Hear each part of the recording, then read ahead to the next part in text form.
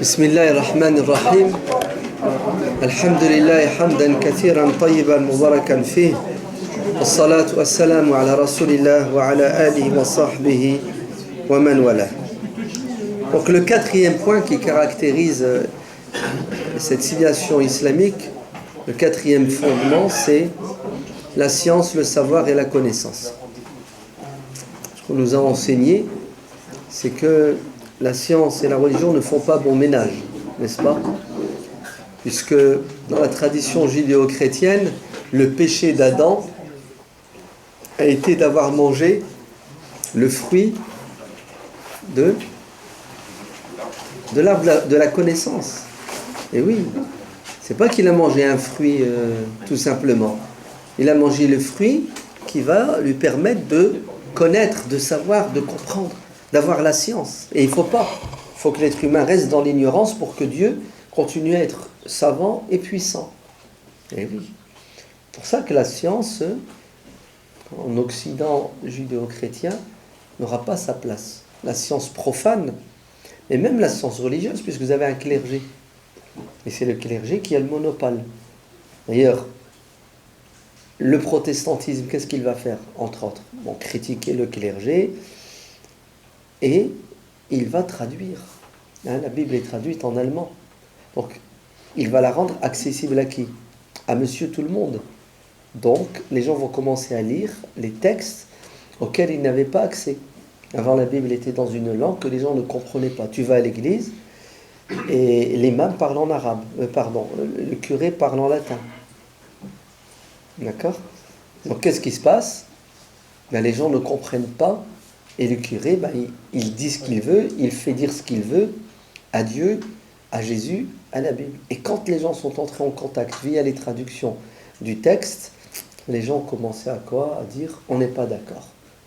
Et tout doucement, ça veut mener à quoi? Au rejet du christianisme. Et vous n'avez pas remarqué comment le christianisme a combattu les premiers savants?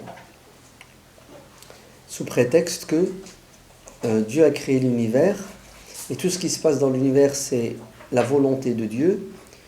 Et étudier l'univers pour le dominer et le maîtriser, c'est contraire à la volonté de Dieu. C'est même voir se mesurer à Dieu. Donc, qu'est-ce qu'on doit faire? On doit rester dans l'ignorance, soumis aux contingences de la nature. Alors, l'Occident, la civilisation occidentale, va se développer au niveau matériel en sacrifiant sur l'autel du développement de la civilisation, la spiritualité chrétienne, le christianisme. D'accord? Ce sera la guerre entre la science et la religion, entre le Dieu chrétien et la déesse de la raison. Les révolutionnaires, qu'est-ce qu'ils vont faire?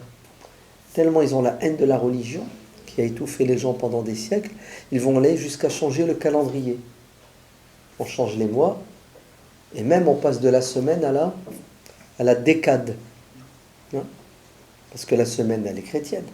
Il a créé les cieux et la terre en 6 jours, et il s'est reposé le 7e, d'après la religion chrétienne, dimanche. Les révolutionnaires vont virer tout ça. Ouais. Ils vont faire un mois en 3 fois 10 jours. Et les mois, ils vont changer de nom.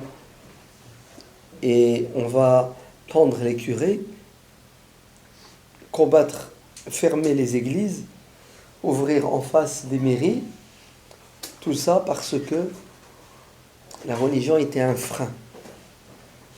Est-ce que vous savez qu'il y avait un pape, Gerbert, qui est allé jusqu'à faire une bulle papale, c'est une fatwa, pour interdire aux curés, aux religieux, de lire les livres des Arabes, des musulmans, au XIIe, XIIIe, XIVe siècle. Pourquoi il ne faut pas les lire, les livres des Arabes et des musulmans? Parce que ce sont des livres qui parlent de mathématiques, de botanique, d'arithmétique, qui parlent d'astronomie, de médecine, de raison, de philosophie. Il faut attendre les jésuites, des chrétiens qui vont réussir à faire quoi? À faire le pont entre la science profane, comme ça qu'il faut l'appeler, et la religion. Mais les jésuites vont perdre. Les musulmans n'ont pas connu ce bras de fer entre la science et la religion, parce que la religion incite à quoi? À la science. La religion, c'est la science. Quand vous lisez Dieu dans le Coran qui dit, pour la première fois quand il interpelle l'être humain, il dit à l'être humain, Iqra, Bismi rabbika alladhi khalaq. Vous vous rendez compte? Une incitation à étudier la créature, à étudier l'être humain. Dieu nous dit, si vous voulez me trouver, moi Dieu, vous savez où je suis? Je suis dans chaque partie de votre corps. Étudiez vos muscles, étudiez le sang, étudiez les dents, et vous allez voir que rien n'est fait au hasard. C'est moi Dieu le Créateur. Observez même l'infiniment grand, les planètes, le ciel, l'infiniment petit, l'atome, et vous allez voir que tout cela mène à la croyance, à la religion. Et les versets qui parlent des phénomènes naturels, l'incitation à la contemplation et l'étude des phénomènes naturels représentent 1/6 du Coran. Plus de 1000 versets sont une incitation à quoi? À découvrir les lois qui régissent la nature. Pourquoi? Parce que c'est le cheminement du croyant pour atteindre l'objectif qui est la découverte du Créateur, de ses créatures. Comprenez pourquoi la civilisation musulmane va booster toutes ces sciences qui existaient certes déjà à l'état embryonnaire chez les Grecs, après un peu chez les Romains, mais chez aussi les Perses, les Chinois. Mais sachez que ce qu'on a voulu nous faire croire depuis la maternelle, que les Grecs c'était Masha'Allah, au-dessus le soleil, c'est pas vrai. Les Grecs ne pouvaient pas être scientifiques, ne pouvaient pas développer les sciences, c'est impossible. Parce que les Grecs avaient un blocage.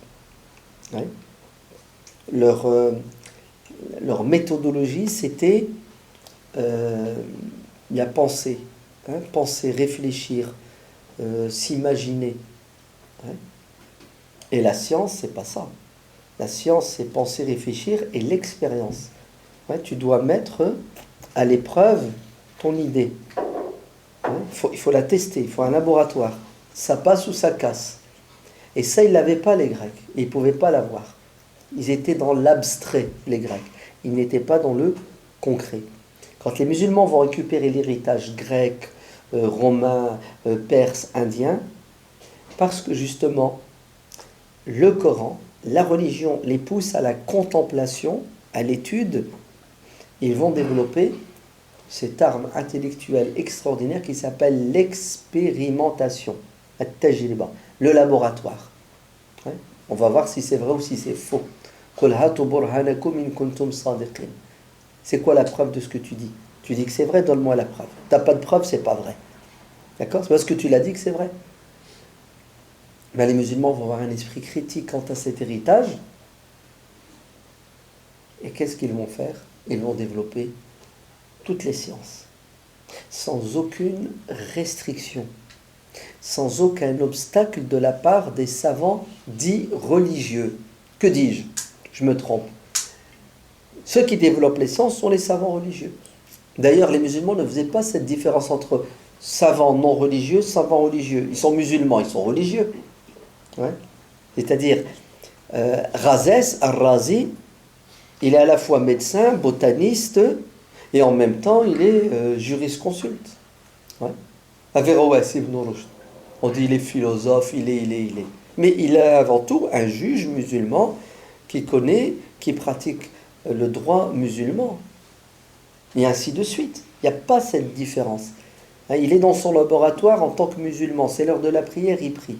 D'ailleurs, quand vous prenez les écrits de tous ces savants musulmans, n'importe quel savant musulman, il va écrire un traité de maths, un traité d'ophtalmologie. Vous savez comment il commence son livre? Il commence par Bismillahir-Rahmanir-Rahim, les louanges à Dieu, les versets du Coran, les prières sur le prophète, etc. L'introduction était toujours une introduction qui met en évidence la place de la foi. D'ailleurs, sans cette foi, je ne serais pas en train d'écrire ce livre. Et vous savez ce que va faire l'Occident qui va traduire une partie de ces bouquins, et ils vont amputer, caviarder les livres des savants musulmans de toute référence à la religion. Comme ça, j'enlève l'introduction. Quand il y a un verset du Coran en plein milieu, celui-là, on fait effacer, reset.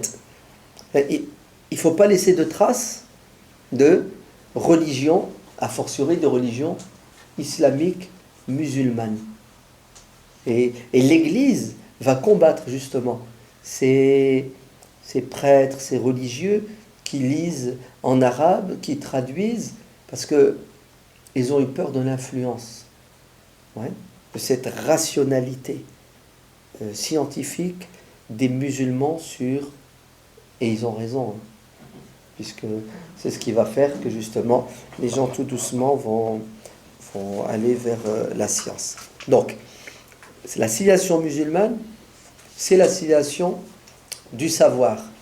C'est la civilisation qui glorifie les savants. Innama yakhshallaha min ibadihi al-ulama. Ceux qui sont le plus enclins parmi ces créatures à le craindre et à le reconnaître, ce sont les savants. C'est-à-dire ceux qui ont le plus d'outils pour bien savoir qui est Dieu, l'aimer, lui obéir, ce sont ceux qui ont la science. Plus tu as de science, plus tu montes en grade. C'est beau quand même, c'est puissant. Vous allez me dire, ouais, mais ce sont les savants religieux. Oh, c'est toi qui le dis, ça. C'est bien la preuve que tu ne connais pas le Coran. Le verset que je viens de vous réciter, ceux qui sont le plus enclins, c'est-à-dire ceux qui ont le plus de moyens à craindre Dieu, ce sont les savants. Ce verset, écoutez bien, cette partie du verset est dans un paquet de versets qui parlent des montagnes, qui parlent du ciel, qui parlent de la nature. C'est-à-dire Dieu nous dit, voilà, regardez ce que j'ai créé, et ceux qui comprennent, qui ont découvert, qui ont observé, analysé la nature, les montagnes, les arbres, etc., ces savants-là, ce sont eux qui me craindront le plus. Donc, vous vous trompez si vous croyez que le Coran parle de savants religieux. Il parle de savants point à la ligne, car Dieu a 2 livres. Le Coran, c'est un livre que nous devons lire pour connaître les limites. Ce qui est autorisé de ce qui ne l'est pas, ce qu'il faut faire et ce qu'il ne faut pas faire. Et un livre qui nous parle de Dieu lui-même. Qui est-ce et qu'est-ce qu'il attend de nous? Mais il y a un 2e livre. Si vous ne l'avez pas lu, si vous ne le lisez pas, le premier n'aura pas l'impact escompté sur vous. Vous savez, c'est quoi le 2e livre? C'est le livre de l'univers.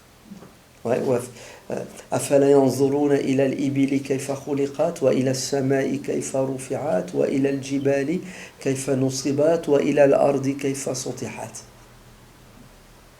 الذين يذكرون الله قياما وقعودا وعلى جنوبهم ويتفكرون في خلق السماوات والأرض. N'allez-vous pas observer les chameaux, comment Dieu les a créés, le monde animal, la zoologie? N'allez-vous pas observer la voûte céleste, la terre? Allez, observez pour voir la main de Dieu. Ceux qui évoquent Dieu, debout, assis, allongés, et qui cogitent sur la création des cieux et de la terre. Ce sont eux les véritables croyants. Donc, il n'y a pas cette distinction. Le livre de l'univers est nécessaire pour pouvoir comprendre le livre révélé. Le prophète sallallahu alayhi wa sallam, dans des dizaines, des centaines, regardez, vous avez dans cette belle bibliothèque les références de la sunna. Vous savez, les livres de hadith, d'accord? Bukhari, Muslim, les sunan, Tabarani, vous avez tout là. C'est des milliers, des milliers, des milliers de pages, des centaines de milliers de hadiths. Prenez n'importe quel livre, au hasard, vous le sortez, vous allez voir, chapitre, la science.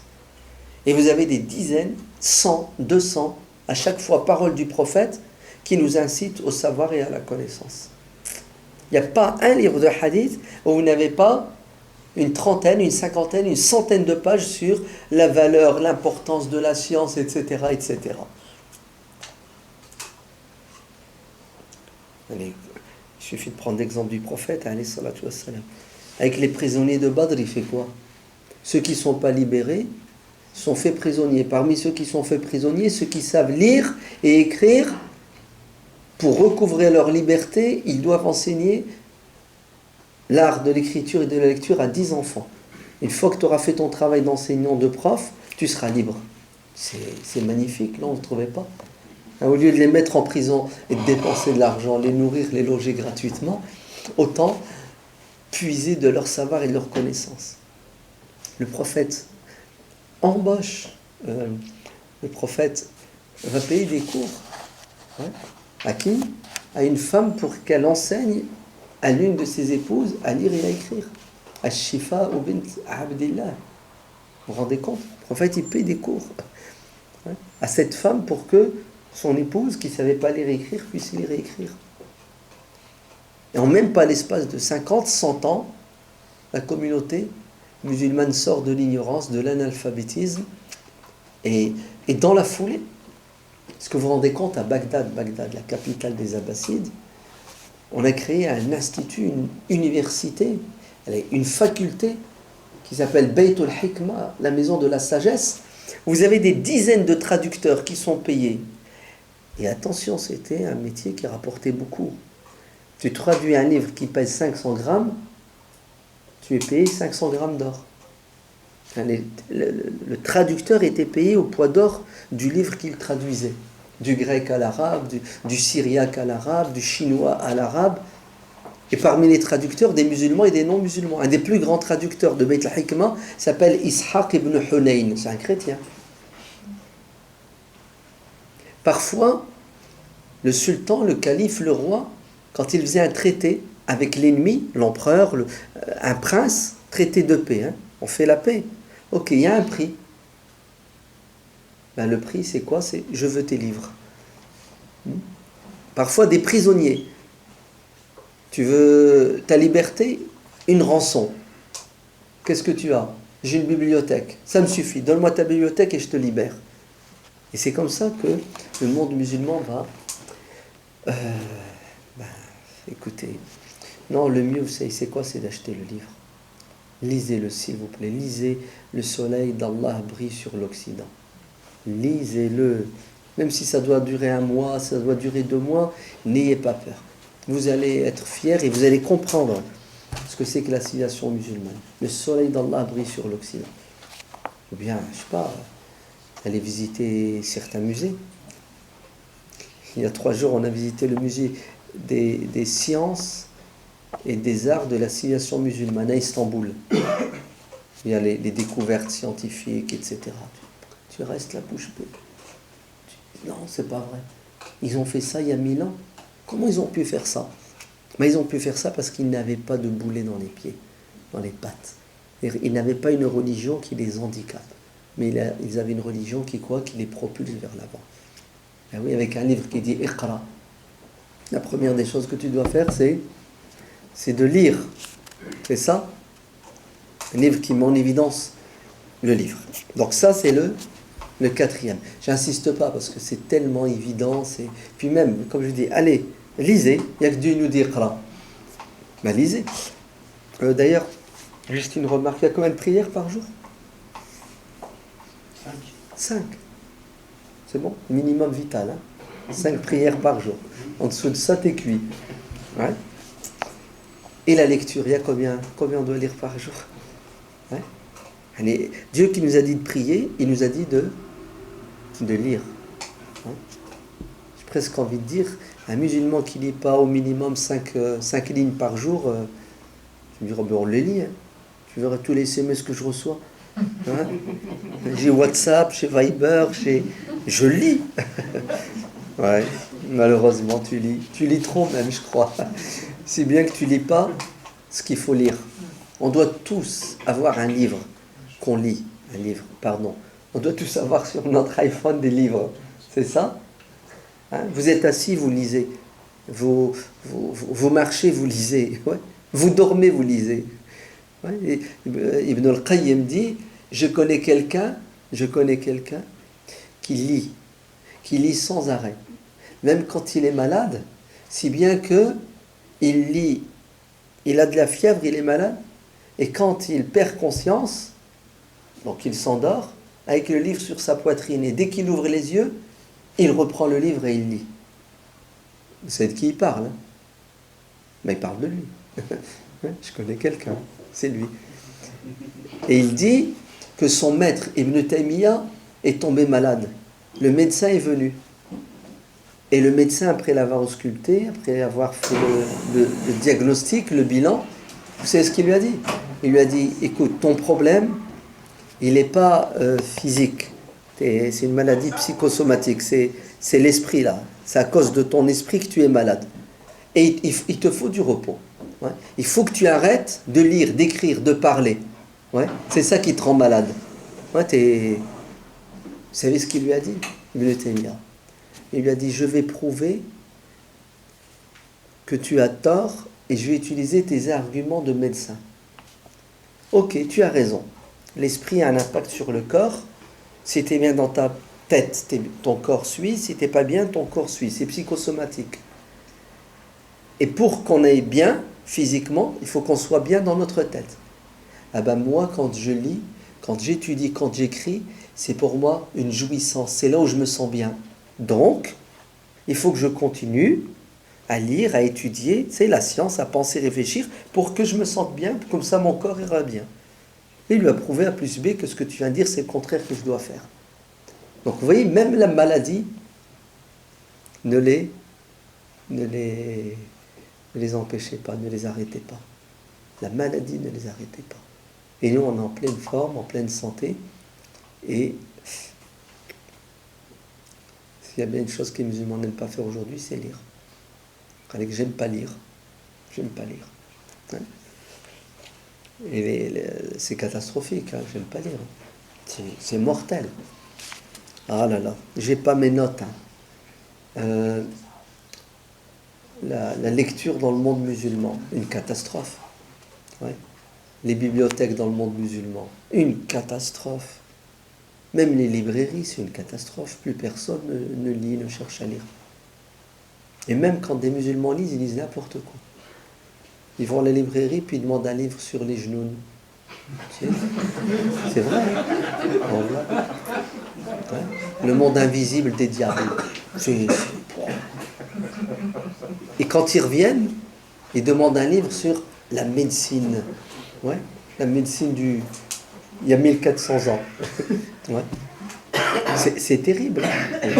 C'est terrible. Pour vous montrer à quel point on est en décalage total avec ce que notre religion nous demande. Ouais.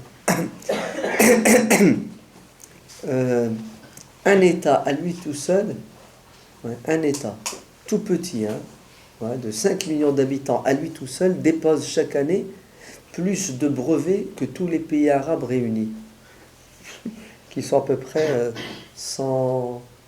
250 millions. Hein, le monde arabe. Tu sais, les pays arabes, Maroc, Algérie, Tunisie, Libye, l'Égypte, tout ça. Tous réunis, ouais, ils pensent, ils réfléchissent, ils ont des étudiants, le nombre de brevets qu'ils déposent, le nombre d'inventions qu'ils font, ouais, ça ne dépasse pas celui d'un petit État de 5 millions d'habitants, l'État d'Israël. Et quand je dis ça ne dépasse pas, c'est rapport de 1 à 14. Hein. C'est terrible quand même, non? Pourquoi? Parce que les musulmans, au lieu de fréquenter les bibliothèques, fréquentent les discothèques. Tout simplement. Donc il faut lire, hein. Il faut lire, il faut étudier. Et la civilisation musulmane, elle a été la civilisation de la science, du livre et de la lecture. Le 5e et dernier point qui caractérise cette civilisation, c'est la tolérance, la liberté. Une civilisation ne peut pas prétendre au statut de grande civilisation humaniste si c'est la dictature, c'est l'intolérance, c'est l'inquisition. C'est impossible. Le propre de l'être humain, c'est quoi? C'est qu'il est libre. Un être humain qui n'est pas libre, c'est un être humain qui étouffe. C'est ça. Et quelqu'un qui étouffe, il ne peut pas construire, hein, il ne peut pas évoluer. C'est impossible. Hein. Tu es bloqué par ton supérieur. Hein. L'esclave n'est pas libre. Il ne peut rien faire sans l'autorisation de son maître. Ainsi, la civilisation musulmane s'est bâtie sur le principe de tolérance. Sachant que certains n'aiment pas le terme de tolérance. La tolérance, c'est je te tolère. Je t'aime pas, je te déteste, tu m'embêtes, tu me prends la tête, mais j'ai pas le choix, je dois te tolérer. Ouais. L'idéal aurait été que tu disparaisses, que je te tolère pas. Ouais. L'idéal aurait été que tu t'intègres, ouais, à ma façon de voir le monde, que tu sois comme moi. Le conformisme, ça s'appelle. Ouais. Vous devez tous penser comme moi, être comme moi, boire et manger comme moi, vous habiller comme moi. Ah, là, ça va bien. Là, vous êtes gentil. Si vous êtes différent, je vous élimine. Sinon, dans le pire des cas, je vais vous tolérer. Alors, c'est vrai, l'islam n'a pas permis et n'a pas enseigné la tolérance. Ça va beaucoup plus loin que la tolérance. C'est l'acceptation sans discuter de l'autre avec ses particularités. Pourquoi? Tout simplement, on revient au premier point, c'est Dieu qui a créé l'être humain. C'est Dieu qui l'a créé avec ce droit d'être libre. Eh oui. C'est pas moi qui décide. Dieu dit dans le Coran, si Dieu l'avait voulu, voilà, les gens n'auraient qu'une religion. Ils auraient la même croyance. De même pour les couleurs. S'il avait voulu, on aurait la même couleur. Donc, Dieu n'a pas voulu créer des anges. Les anges existent déjà. Ils ont la même religion, ils ont les mêmes goûts, les mêmes couleurs. Dieu a créé des êtres humains. Et le propre de l'être humain, c'est qu'il a accepté d'être libre. Donc, avons-nous, nous, êtres humains, le droit de retirer à l'autre ce que Dieu lui a donné? Qui oserait priver l'être humain d'un droit divin?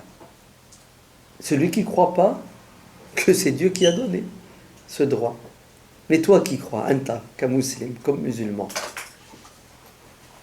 tu es convaincu que Shaitan, ouais, a dialogué avec Dieu et il a osé dire à Dieu, je ne suis pas d'accord avec toi.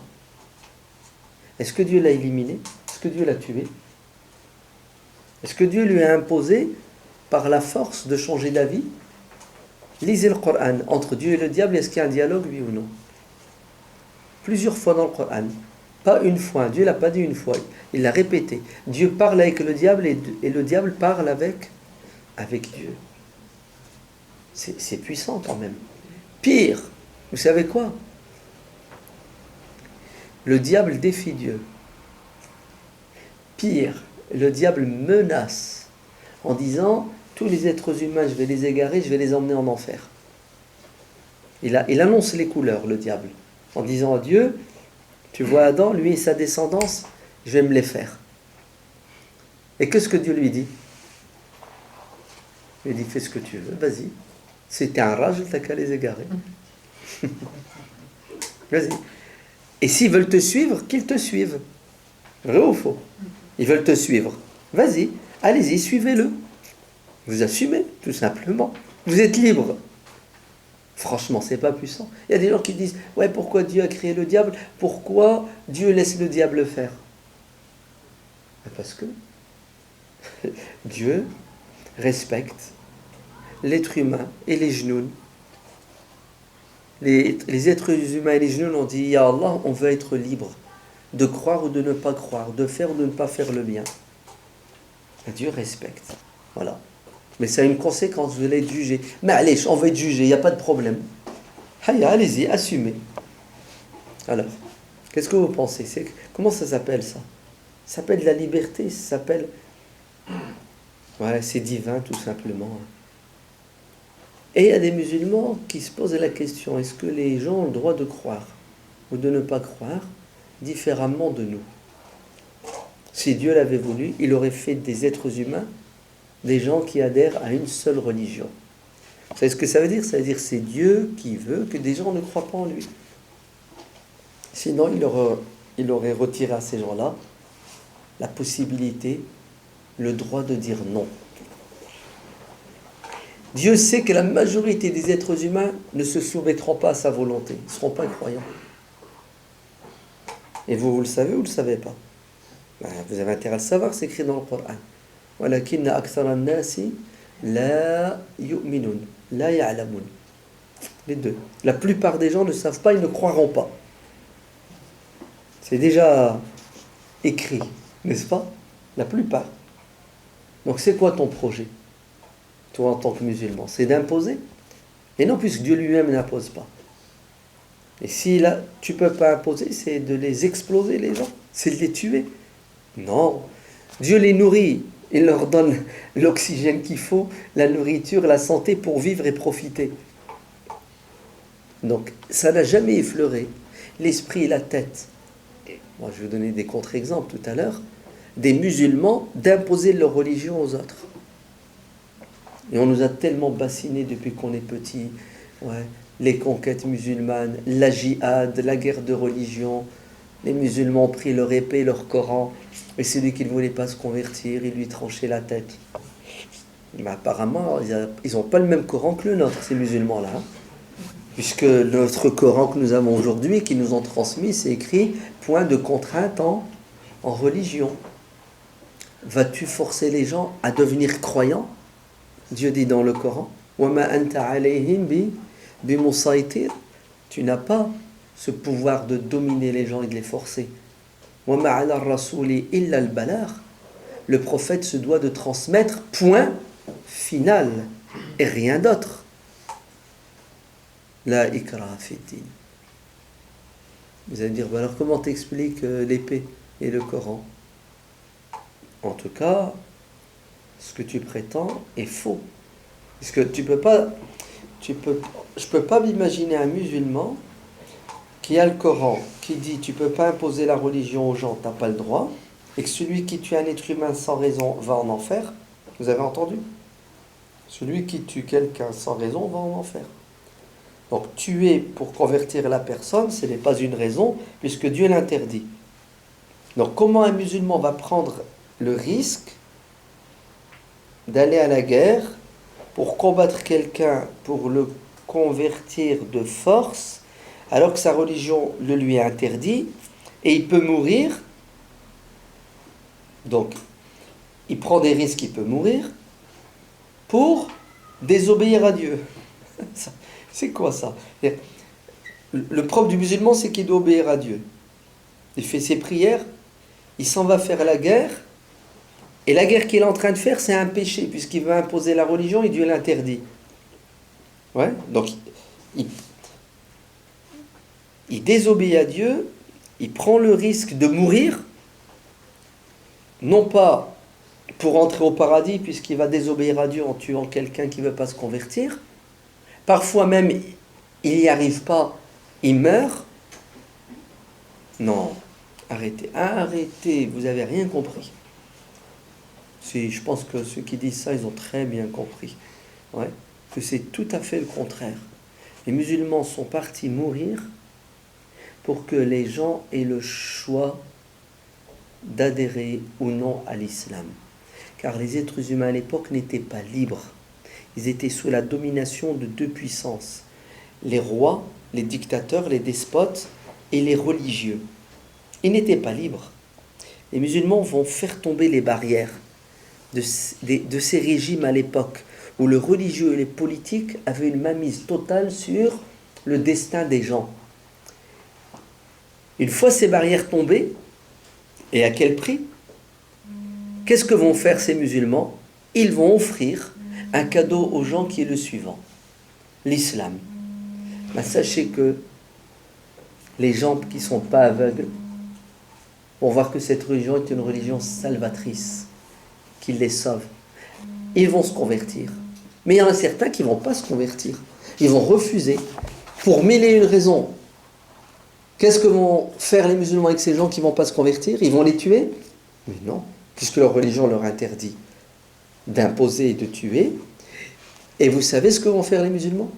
Ils vont faire mieux. Ils vont les protéger. Ouais, ils vont les protéger.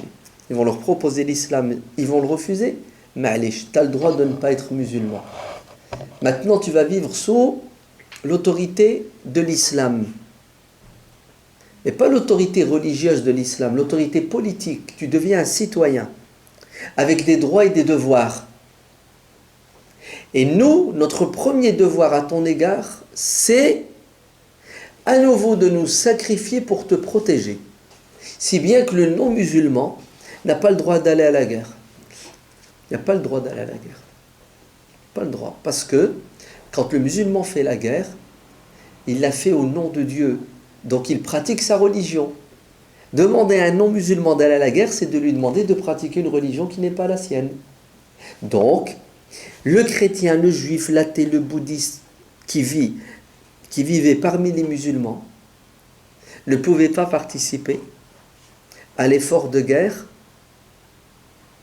parce que ce serait lui imposer une partie de ta religion. En échange, il doit payer un impôt. En échange de la protection offerte par les musulmans, il doit payer un impôt.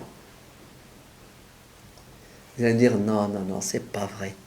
L'impôt que payaient les chrétiens et les juifs en terre d'islam, c'était un impôt qui avait pour objectif de les rabaisser, de les humilier parce qu'ils ne voulaient pas se convertir.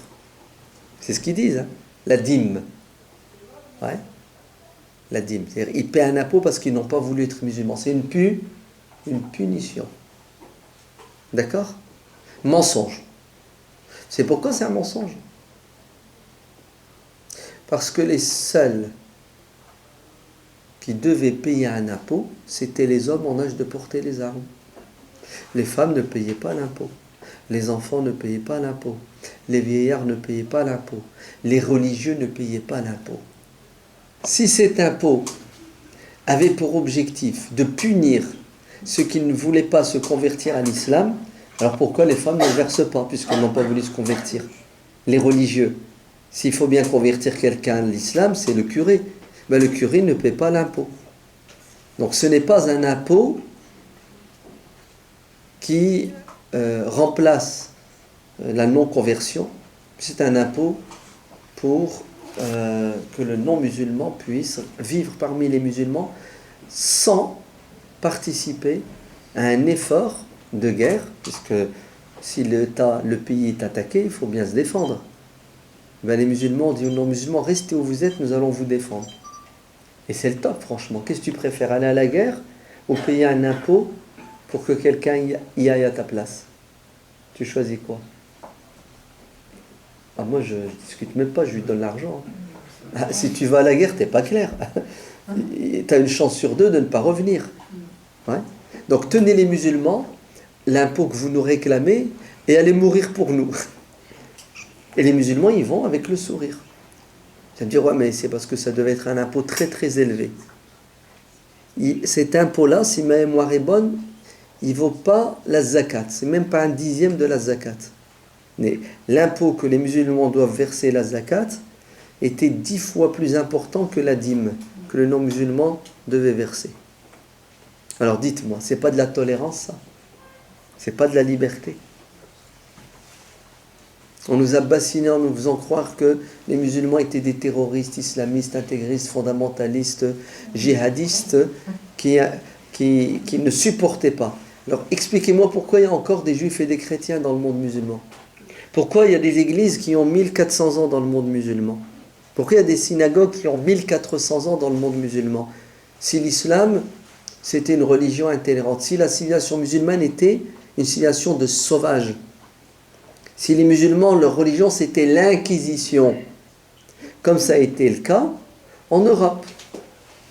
Et en Europe, le problème de l'intolérance religieuse, ce n'était pas uniquement la présence de musulmans en Espagne, qui se sont fait tailler et massacrer. Même les juifs ont subi l'intolérance. Et d'ailleurs, ces juifs d'Espagne, qui ont souffert de l'intolérance des chrétiens, sont allés se cacher et vivre où? Chez les musulmans. Surtout le Maghreb. Surtout le Maghreb. Certains, pour être encore plus protégés, sont allés à Istanbul. C'est Istanbul, la capitale de l'Empire. Au moins, ils sont sûrs qu'ils sont à côté du grand chef, à côté du boss. T'as rien à craindre. Allez à Istanbul, vous allez voir les synagogues, les cimetières. Donc l'islam, la civilisation musulmane est la civilisation de la tolérance. Et lorsque certains ont voulu être intolérants, Regardez ce qui va se passer. Je vous donne l'exemple du sultan ottoman Salim. Salim numéro 1. Le fils de le petit-fils de Mohammed al-Fatih. Mohammed al-Fatih avait un enfant qui s'appelait Bayazid, qui a dirigé, et juste après, Salim. Vous savez, c'est quoi le surnom de Salim? Salim le terrible. Ah, parce qu'il était terrible. Ouais. Il faisait peur. Et tout le monde lui obéissait au doigt et à l'œil. Dans les Balkans, il y avait une communauté chrétienne qui était en permanence dans l'opposition, voire la rébellion, qui se soulevait contre l'autorité politique ottomane. Donc, l'armée ottomane faisait le nécessaire pour mettre les choses, le sultan suivait. Un jour, le sultan, il en a eu marre. Il a dit, écoutez, la solution avec ces chrétiens qui se rebellent sans arrêt, sans raison, c'est de les convertir à l'islam. On va les convertir à l'islam, il n'y aura plus de problème. Ça va? Ouais. C'est pas bête. Politiquement parlant, c'est intelligent. Ouais. Oui. Ben, vous savez ce qu'il va faire, Salim? Il va signer le décret qui stipule que ces gens-là doivent se convertir à l'islam. Et s'ils refusent, c'est la peine de mort. Au choix. Tu te convertis, sinon tu meurs. Donc ils vont se convertir pour ne pas mourir. Lorsque le Cheikh ul-Islam, c'est l'équivalent du pape, hein, le plus grand savant, le ministre des Affaires religieuses, voilà, apprend la nouvelle, il demande une entrevue d'urgence avec Salim. Salim le reçoit. Le Cheikh al-Islam, il s'appelle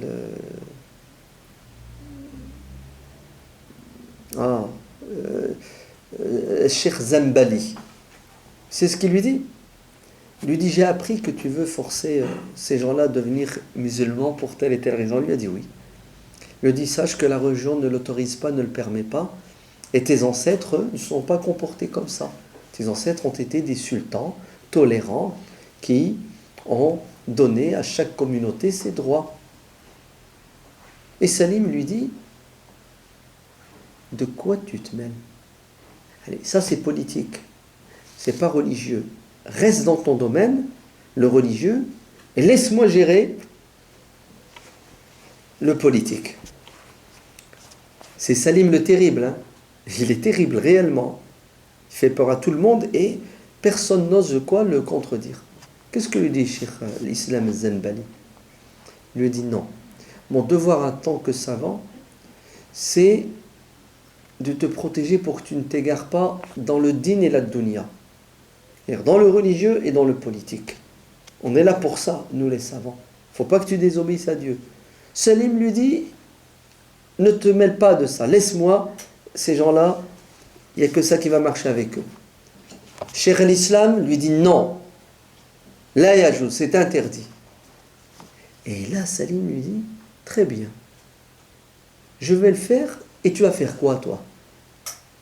Il lui dit, très bien, si tu ne veux pas m'écouter, tu ne veux pas m'entendre, tu ne veux pas te soumettre à la religion, à la loi de Dieu, je vais quitter ton bureau, je vais aller dans mon bureau qui se trouve en face, et je vais rédiger une fatwa qui stipule que tu n'es plus le sultan, car tu ne veux pas obéir à Dieu, et demain, tu seras détrôné, et on mettra quelqu'un d'autre à ta place. Vous savez à qui il parle? Il parle à celui qui fait trembler le monde entier à l'époque. Le père de Sulayman le Magnifique, le petit-fils de Mohammed al-Fatih. Salim le Terrible. C'est lui, en 1517, qui devient le sultan des musulmans tout entier, le calife du monde musulman. Vous savez qu'est-ce qu'a fait Salim? Il a baissé la tête, il a réfléchi, il a dit, ok, d'accord, je retire ce que je voulais faire, je ne le ferai plus. Voilà. La liberté, la tolérance, c'est le propre de la communauté, de la civilisation musulmane. Alors bien sûr, là, vous entendez, ouais, les manifestations, les chrétiens de Syrie, les pauvres chrétiens, etc. S'il y a des chrétiens en Syrie en 2015, c'est bien la preuve que la civilisation musulmane est quoi? Est tolérante. Maintenant, si les chrétiens de Syrie aujourd'hui souffrent, c'est pas à cause de l'islam, c'est à cause de Bachar, la hyène, qui s'en prend non pas aux chrétiens, mais qui s'en prend aux musulmans. Il y a combien de chrétiens qui souffrent en Syrie? Ils sont combien les chrétiens? 2%. 80% du peuple syrien qui est sunnite souffre, vit l'enfer à cause de Bachar al-Assad. Donc s'il y a des chrétiens en Irak qui ont souffert l'année dernière, il y a 2 ans ou aujourd'hui, c'est pas à cause de l'islam, puisque ni le gouvernement irakien, ni Bachar al-Assad sont musulmans et prétendent à l'islam. C'est-à-dire, non, c'est pas Bachar al-Assad le problème, c'est Daesh. C'est ça qui tue les chrétiens. Non, Daesh tue d'abord les musulmans. Et quand il leur reste quelques balles, ils ne savent pas quoi en faire, ils tuent quelques chrétiens. Mais l'objectif de Daesh, c'est pas de tuer les juifs et les chrétiens, c'est de tuer les musulmans. Parce que Daesh est une création. Création de ce que vous savez. Non, mais c'est impressionnant, subhanallah. Quand on nous dit l'islam, la situation musulmane, elle était contre la liberté et la tolérance. Ajib. Tu es contre la liberté et tu as encore des gens non musulmans qui vivent parmi toi. Et pourtant le Coran est clair, mais non. En fait, ils cherchent ni à lire, ni à comprendre le Coran. Le propre de notre civilisation moderne, et même ancienne, vous savez, c'est quoi? C'est l'hypocrisie. C'est l'hypocrisie, ouais. C'est scander des principes, la liberté, les droits de l'homme, et ce sont les premiers qui vendent les armes. Vous savez combien on a gagné d'argent cette année, hein? Oh là là, avec les 2 dernières barques là, qu'on a vendues à l'Égypte, c'est quelques milliards, non? Je ne vous parle pas des avions, je ne vous parle pas de ce qu'on vend comme armes. C'est business très lucratif d'ailleurs, hein? Tiens, on dirait qu'il faut que les guerres continuent, non? Et si jamais elles arrêtent, je crois qu'il vaut mieux en créer quelques-unes. C'est trop calme en ce moment, le business il ne fonctionne pas, il ne marche pas. Allons-y, allez, on va allumer une mèche quelque part. Ouais. Et quand c'est pas en Syrie, en Irak, chez les Arabes, on va aller voir les Africains. Ok, en Côte d'Ivoire, au Burkina Faso. Et derrière tout ça, c'est le business. Ok, l'or, l'argent, le pétrole, l'uranium, le phosphate, le poisson, même le soleil maintenant, il faut le voler. Ouais. Eh ben oui, sur les côtes de l'Afrique, on va quoi? On va faire de l'électricité pour éclairer le monde. Voilà, c'était les 5 vite fait, mal fait, principes, fondements de la civilisation musulmane. Allez, pour entrer dans les détails maintenant, vous allez acheter le livre « Le soleil d'Allah brille sur l'Occident » et vous allez le lire s'il vous plaît. Voilà. Et là, vous allez voir que ces principes ont été mis en pratique. Ouais. Elle a dit Inch'Allah. Ouais, ça veut tout dire Inch'Allah. Comment? Inch'Allah. Généralement, un musulman, quand il dit Inch'Allah, c'est... Peut-être. C'est pour... Ouais.